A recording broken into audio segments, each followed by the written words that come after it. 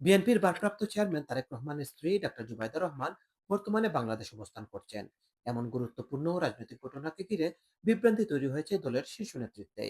London থেকে সাবেক প্রধানমন্ত্রী ও বিএনপি চেয়ারপারসন বেগম খালেদা জিয়াকে লন্ডনে নিয়ে আসতে জুবাইদা রহমান দেশে এসেছেন। এই খবরে যখন রাজনৈতিক অঙ্গন সরগরম, ঠিক তখনই বিএনপি মহাসচিব মির্জা ফখরুল ইসলাম আলমগীর সাংবাদিকদের প্রশ্নে বিস্ময় প্রকাশ করে বলেন, মিডিয়াটাকে আপনারা কোথায় নিয়ে যাচ্ছেন?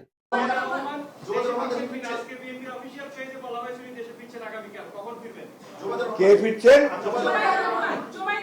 আপনারা এই মিডিয়াটাকে কোন জায়গায় নিয়ে যাচ্ছেন এখন তো আল্লাহ তাআলা বলতে পারে। তার চোখ মুখের ভাষায় স্পষ্ট করে দিচ্ছিল জুবাইদা রহমানের দেশে আসা নিয়ে তিনি কার্যত কিছু জানেন না।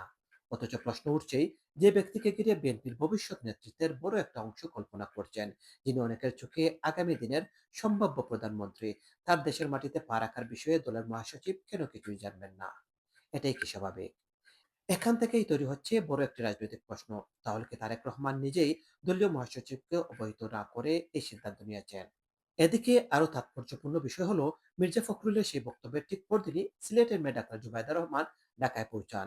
অর্থাৎ যেটাকে তিনি মির্জার বানানো গল্প বলে উড়িয়ে দিতে চেয়েছিলেন, সেটাই বাস্তবে ঘটে যায়।